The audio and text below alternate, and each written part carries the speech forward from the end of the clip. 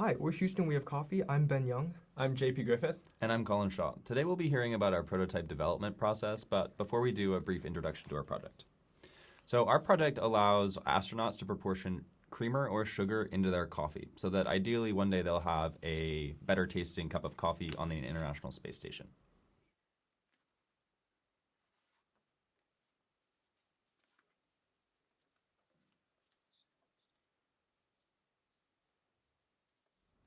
So with all these ideas, what we wanted to do was select one or two of them by putting them through a screening and then a scoring matrix to select the one or two that would become the part of the final design solution.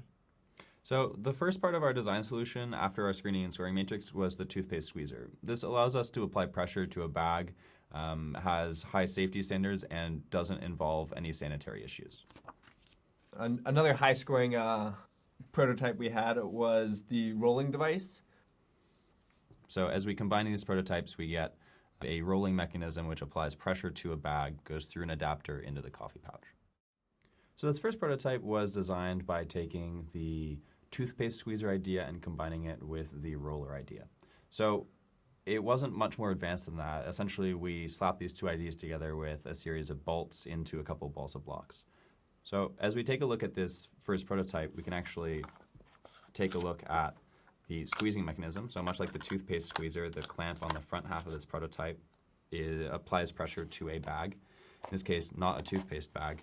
And second, we have the roller housing on the back side, which takes the bag, and then the roller goes around the pouch. So this roller then allows the pouch to be drawn in through the toothpaste squeezer type idea on the front. So this prototype was built out of balsa wood for the toothpaste squeezer portion, PVC for the roller, and wooden doweling for the crank. Though it was reasonably functional, right? It achieved the design goal of moving liquid out of a pouch.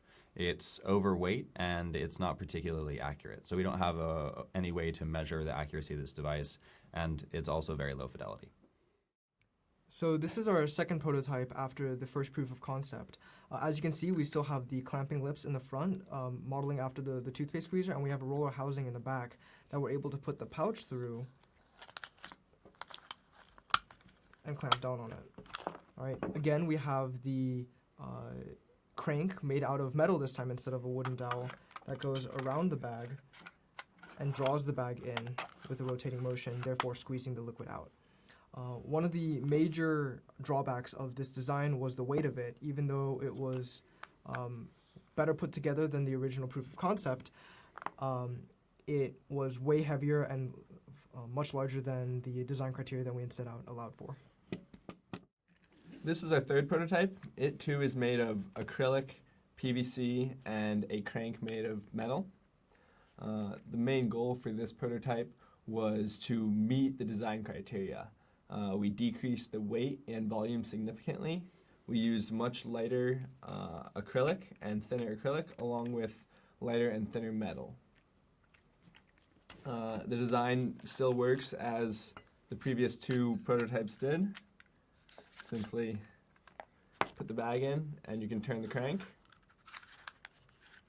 Some of the flaws with this prototype were the up and down motion of the crank is still difficult, and there is some integrity problems on the bottom with cracking of the acrylic. This is the fourth prototype. It is very similar to the first three prototypes, except for we designed it on a computer and we're able to 3D print it. This is a major step in the prototyping process because now we can produce future prototypes and continue the process a lot more smoothly and a lot faster.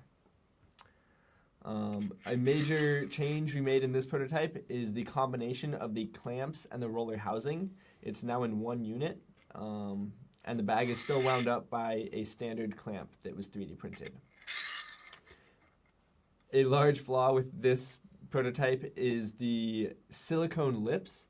There's a lot of friction on them, which makes winding up the bag very difficult.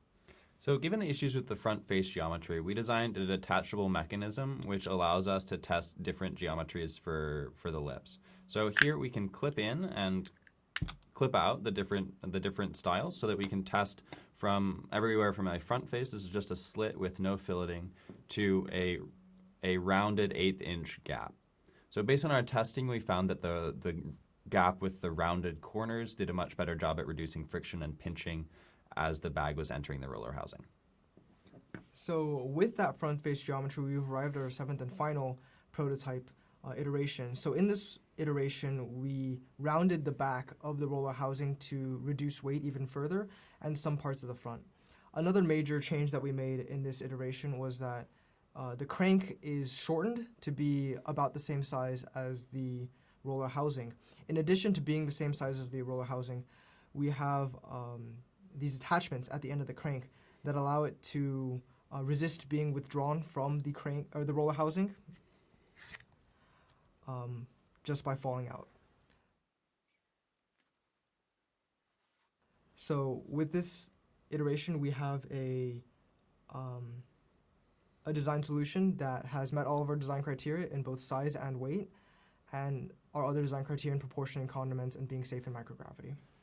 So over the course of 7 prototypes, we moved from a very low fidelity balsa prototype to one that's 3D printed, meets all of our design criteria, and is highly accurate.